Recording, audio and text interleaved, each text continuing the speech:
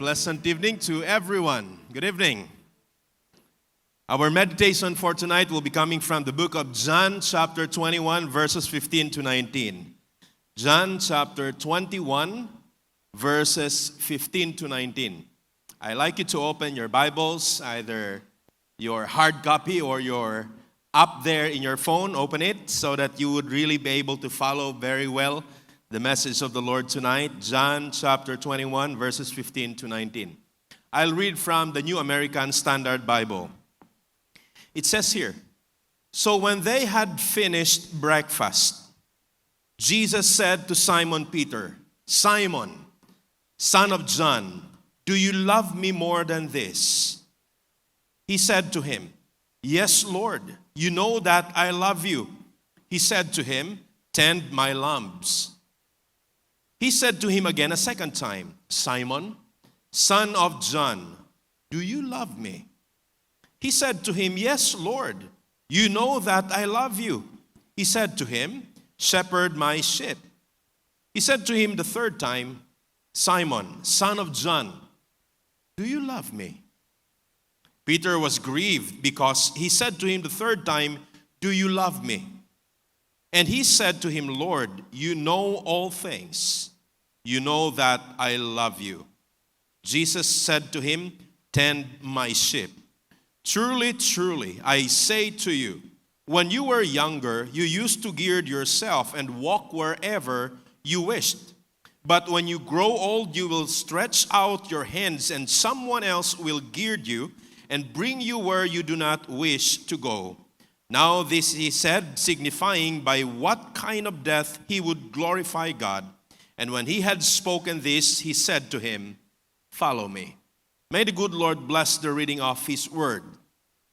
In one of the seminars conducted by Mark Gungor, he shared to his audience a question that his wife asked him. And I think husbands are very familiar of this question. So if there are couples seated side by side tonight, pwede mong kurutin yung katabi mo pag totoo tong nangyari sa'yo.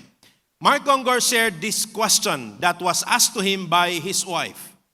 One time they were together, only the two of them, when suddenly the wife looked at him, eye to his eyes. And then the wife asked this question, "Darling, do you still love me?" I believe if you are a husband, at some point of your married life, your spouse asks you this question. Dr. Sermon of Psychology today said that once a spouse asks this question, there is like an empty portion of the heart that needs to be reassured at that moment. But I believe when Jesus asked this question, he was not feeling emptiness within. There was no insecurity deep within of Jesus because he's complete by himself. And so what's the reason why he asked John this question? Do you love me? Do you love me? I mean, not John, but Simon, son of John. Do you love me? During this time, Peter with the other disciples, they were at Galilee. They were waiting for the Lord. And verse 3 of chapter 21 would tell us that while they were there waiting for their master, you know what happened? Because this was after the resurrection already. They were waiting for Jesus. And I think they felt so idle that moment. They felt bored, especially Peter. And so Peter told his co-disciples, "While we are waiting here, I could not do this. Maybe I'll go fishing." Well, some interpreters would say that he was backsliding during this time or going back to his old life, but I don't see it that way. I believe he was just feeling bored this time. That's why he decided to go fishing. And the other disciples also said, "We'll go with you." So while we are waiting for Jesus, since he's not yet here, we'll go fishing. So they left, they went to the sea, and then they tried to catch fish the whole night. Morning is about to come when they decided to just go ashore because they did not catch anything.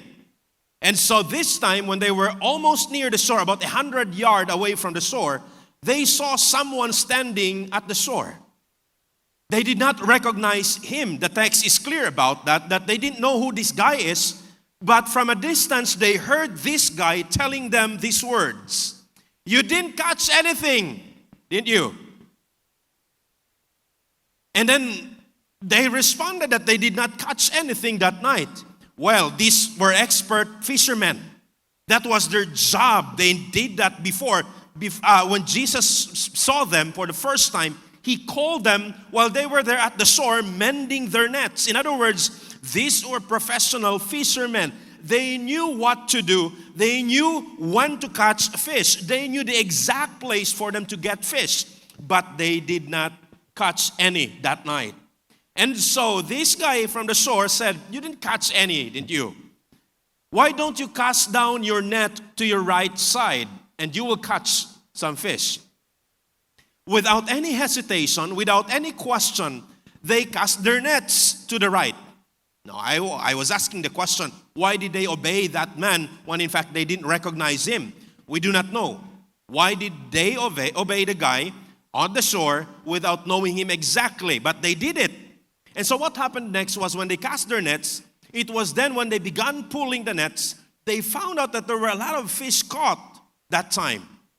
And so when that happened, John, in the text you would see there that he described himself, because he's the writer of this gospel, he described himself as someone whom Jesus loved. So this is John himself. And when that happened, now they were pulling the nets, he realized that that guy at the shore is Jesus. And most likely he remembered and he recognized that it's Jesus because there were prior incidents in the past that similar to that happened. That they spent the whole night trying to catch fish, but they didn't get anything. And yet when Jesus came to them and said, "You cast down your nets," and it was then when they caught fishes. So he said in his mind, I believe, this is not an ordinary person. He's about 100 yards away, and yet he knew exactly where to cast the nets. And when we did it, we had a catch now. It must be Jesus. And so what John did, he whispered to Peter, "Peter, bro, that guy is no ordinary person. I think he is the master. He is Jesus." And Peter, as a very impulsive person, you can see a lot of scenarios in the gospel that when Peter experiences something exciting or fearful, he's the first guy among the disciples who would take action. So this time, when he heard John telling him that it's Jesus or it must be Jesus, you know what he did? He put on his outer garments because during those days, they would have the outer garments and inner. When they go for fishing or when they do their job, they remove the outer garment so that they would be able to freely move to do their work. But whenever they put on their outer garment, that would symbolize that I will not work anymore. I'll stop doing what I'm doing right now because I have to attend to something so important.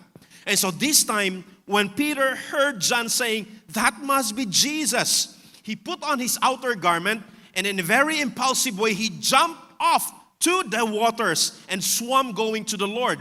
Now, the NASB doesn't mention that he really swam going to the Lord, but it is a logical, what is this possibility that when he jumped off the water, he went and swam to Jesus. Now, he's there with the Lord. The other disciples were left at the boat. They were there already. When he went ashore, he met the Lord Jesus himself. John was right. It was Jesus indeed. But that time when Peter was there right in front of the Master, he realized that he was in a very familiar scenario. Why familiar?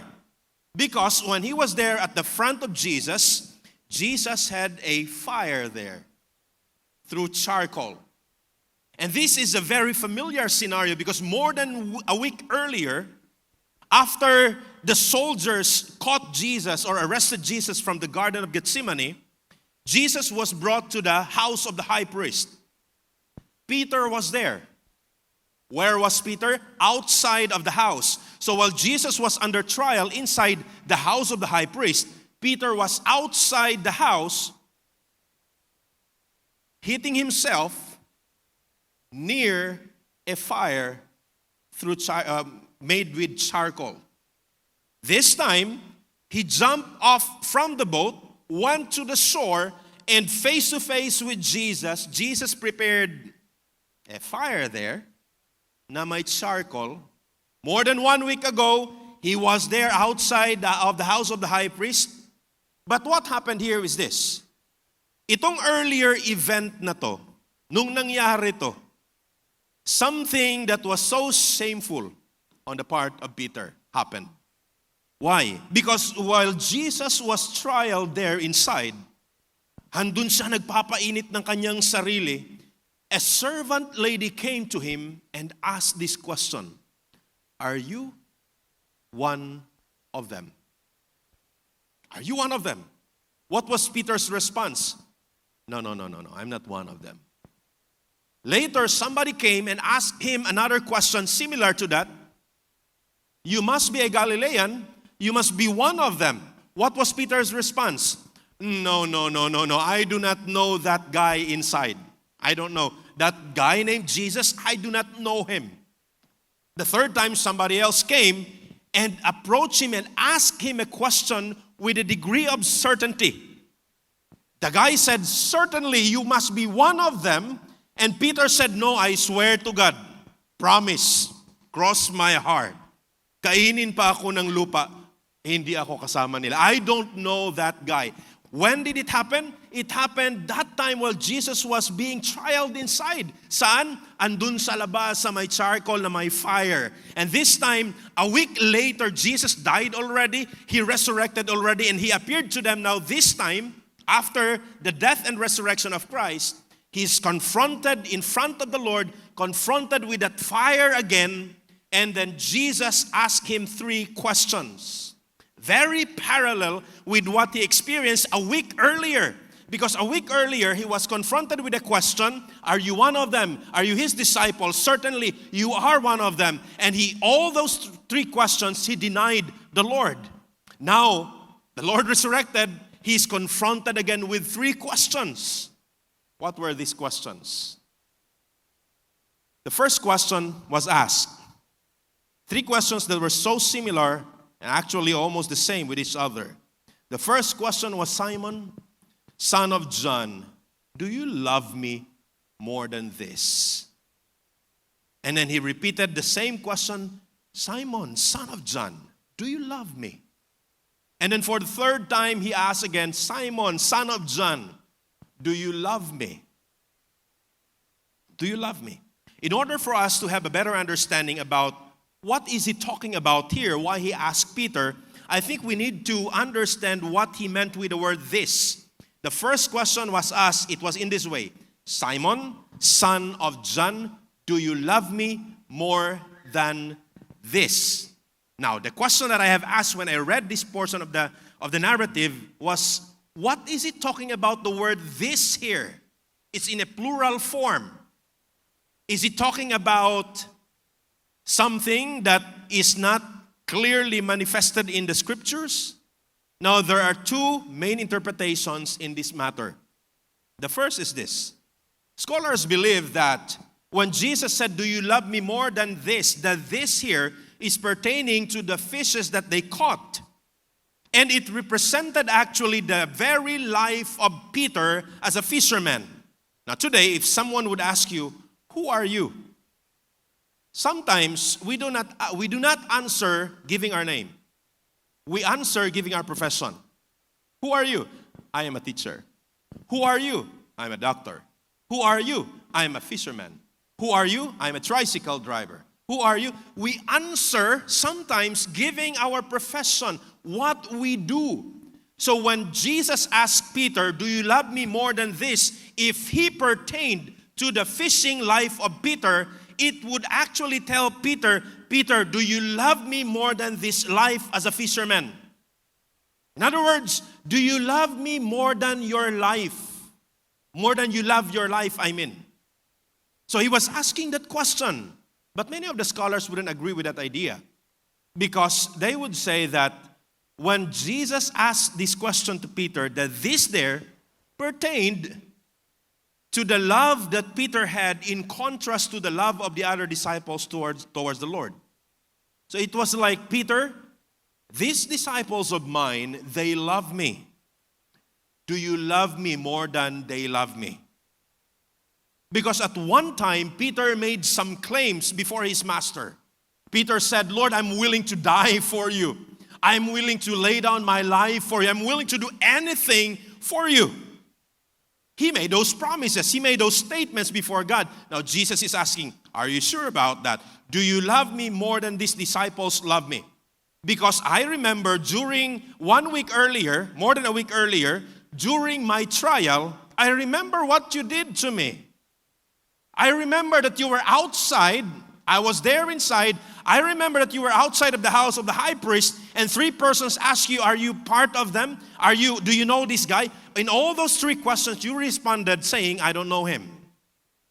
Now, do you love me more than these other disciples do? Do you love me more than this? And Peter, I believe, is someone who loved Jesus so much. Why did I say that? Do we have a basis for that? Yes, we have a lot of basis in the scriptures. Peter is not only a very impulsive guy, but he expressed what he felt deep inside him, I believe. When Jesus appeared to them in the middle of the sea, in the middle of the lake, everybody was scared of it, but while the storm was raging, you know what happened? When they met Jesus walking on water, it was only Peter who stood and said, Lord, if it's you, let me walk on water. And Peter was able to walk on water. He experienced that only because he believed in Jesus, and that would be expressed as his love for the Lord. Later, you would see a lot of circumstances in the gospel that Peter responded the first in all of those things. Even when you go to the Garden of Gethsemane, when the soldiers arrested Jesus, who was that guy who drew his sword and tried to strike the neck of the soldier who only hit an ear of it? It was Peter. In other words, when Peter said, I love you, Lord, there were circumstances in the past that he proved to God that he really loved him. He's willing to fight the soldier because of his love for Jesus. So he loved the Lord. But if he loved the Lord, why did Jesus ask him, do you really love me more than this? And a very thing that I have seen here, the possibility is that Jesus was trying to make him recall those moments when he denied him. But the story doesn't end there. Because by letting him remember what happened there, Jesus would like him to be brought, to be reinstated to his very mission that Jesus desired for him. What happened next? Jesus asked him, Peter, or Simon, son of John, do you love me more than this? And he said, yes, Lord, you know that I love you. Jesus told him, tend my lamb. And again, Jesus asked him, Simon, son of John, do you love me? Peter said, yes, Lord, you know that I love you. Shepherd my sheep. That was the response of Jesus. For the 3rd time, Jesus asked him, do you love me? Simon, son of John, do you love me? And what was Peter's response? With disappointment in his heart, he said, you know everything, Lord. You know that I love you. I look at these words, the responses of Peter. 3 times he was asked, there were 3 responses he gave. All of those responses, he made a statement saying, you know. You know. Now that doesn't only give us the idea that he knew that Jesus knows everything, but it gives us the idea that Jesus saw him does the thing to prove that he loved him. Jesus saw some circumstances in the past that made him see that Peter loved him. Those were the instances that I related earlier. And this is what I discovered. The word you know, the words you know. He gave this 3 times. In every question that was asked, he gave each of those questions an answer, you know, starting with you know. You know, you know, you know. This is what I discovered. The first 2 you knows. In the original text, he used the word oida. But in the last you know that he used in response to Jesus, he used the word ginosko. Now, what's the difference between these 2? This is what I like with Greek language. Usually, we don't like to give the Greek language to the congregation whenever we preach. But I just would like you to follow the idea carefully. Because when you read the English language, there is no much appreciation about this. Because it's not very specific. It's translated as you know in English. But in Greek, you look at the first 2 you know, he used the term oida. But in the 3rd one, you know, he used the term ginosko. Now what's the difference? The difference is this. when you look at the very root idea of oida, it means that you know because you see it. You know because you watch me respond to it. You know it's intellectual, knowing intellectually. Okay? But ginosko, it goes deeper than knowing intellectually. Because ginosko is knowing experientially. So the time that Peter responded to Jesus for the third time, he said, Lord, you do not only know intellectually that I love you, but you will know will know experientially that I love you. And when did he say this? He said this after experiencing the love of Christ. When Jesus died on the cross, he was there hanging on the cross, sacrificed himself for Peter, the rest of the disciples, and the rest of the world. It was his way of letting everyone who follow him experience his love for them. When Peter experienced the love of Christ at the cross, he was able to perceive now that he can also let Jesus experience his love for him in response to his love. So listen to this. Knowing is different from just knowing is different from experiencing. When you know something because you saw it, when you know something because you perceive it intellectually, it's deep, I believe, but knowing by experience is a lot deeper than that. That is why, have you not wondered, if you open your Facebook wall and you see a picture of delicious food, and you began reading the comments below the picture, and you were able to read saying, this food is really good, so delicious. And you would know by reading that this food is delicious. But while looking at the picture, will it not create a desire for you to really taste it? It creates a desire deep within us to really experience it. That is why when you see a restaurant being posted, sarap nito, I will try also. I'll go there. I want to taste the food myself too. If there is a picture on your Facebook wall and you would see it, ito pala yung Boracay, ang ganda. You know that it's nice. You know that it's visited by many tourists from different parts of the world. But while seeing the picture, it creates an idea deep within you to also personally experience it, because experiencing something is a lot deeper than just seeing it. So Peter would like to clarify to the Lord, Lord, you know everything. You, oida, intellectually know everything.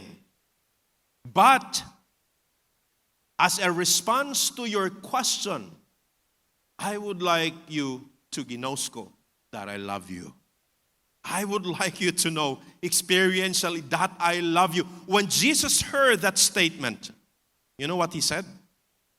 He said to him, when you were still young, you were able to gird yourself and do what you wished. But when you are old now, what would happen next is that somebody else will do that for you. And these people will even lead you to somewhere that you wouldn't like. What was he giving him here? What idea was he trying to explain to Peter? He was telling Peter, Peter, you are going to be brought to be crucified like me. You wouldn't like to be in that scenario.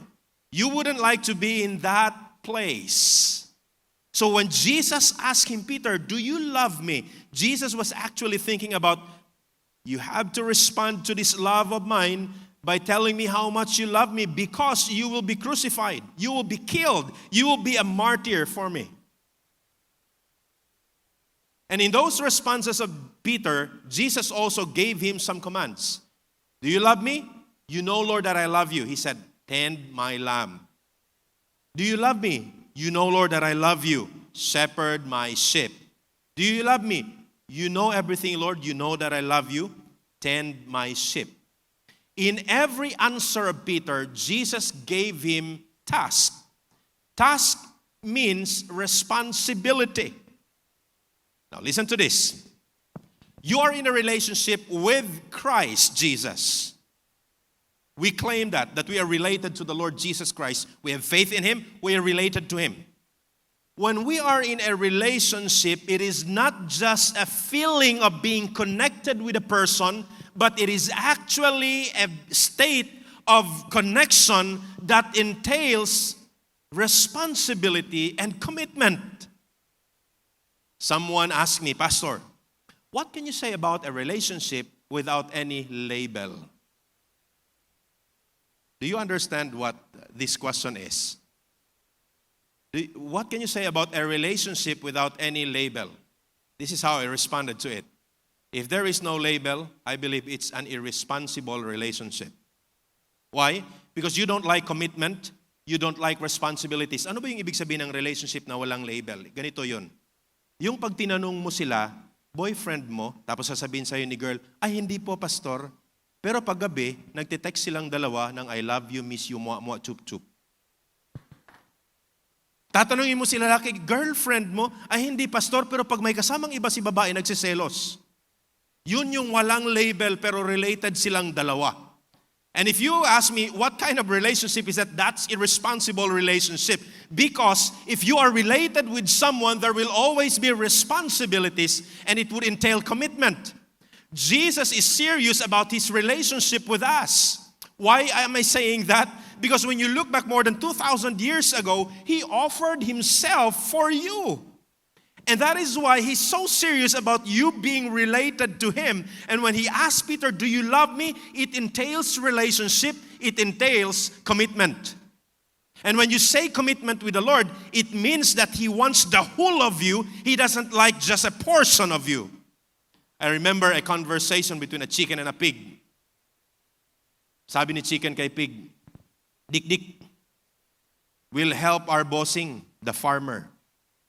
Because I think naghihirap sa this time. Sabi naman ni Dik, Nok, how can we help him, Nok? Manok. Sabi ni chicken, let me think about it. So nag-isip si chicken. Sabi, I have an idea. Why don't we donate? Donate what? Sabi ni pig. I donate egg, you donate a ham. Isip-isip si baboy. Teka. You donate an egg, you remain alive. I have to die first before I could give a ham. And that's actually the point when Jesus gets into a relationship with us. He wants the whole of us. He doesn't like a portion of it. He doesn't like a donation of your time. He doesn't like a donation of a portion of your life. He wants the whole of you. Because we are in a relationship with Him. It means to say we got to be committed to Him, and we have to know that it entails responsibilities. That is why couples, lalong-lalo yung mag-boyfriend, girlfriend pa lang ngayon, pag sila lalaki mahilig mag-basketball, tapos mag-decide ka na mag-aasawa kayong dalawa, isipin mo lalaki, yung time na nilalaro mo dati ng pagbabasketball mo should be diminished this time kasi meron ka ng responsibilities and commitment to the new family that you are building. Na ako'y nahibalaan nga, mahumag trabaho alas 5, muhuli sa balay alas 10. Tuwa sa Golden Boy, basketball from 5:30 up to 9:30. You have your family. When you engage into a deeper relationship with that woman, that entails responsibilities and commitment. That is why you have to give up some things in life, much more with the Lord. Because He gave up His life for us. He means business with us. We are related with Him, and He doesn't like a portion of us. What He wants is the whole of you. I think He doesn't ask us to die for Him. Because after all, He died for us. We don't need to die for Him. What He is wanting from us is, since He died for us, He wants us to live for Him. Again, since Jesus died for you, He wants you. He wants me. He wants all of us to live for Him. With this in our hearts and minds, it is my prayer that in every aspect of our being, we begin to live for the glory and honor of the one who saved us. God bless you and good evening.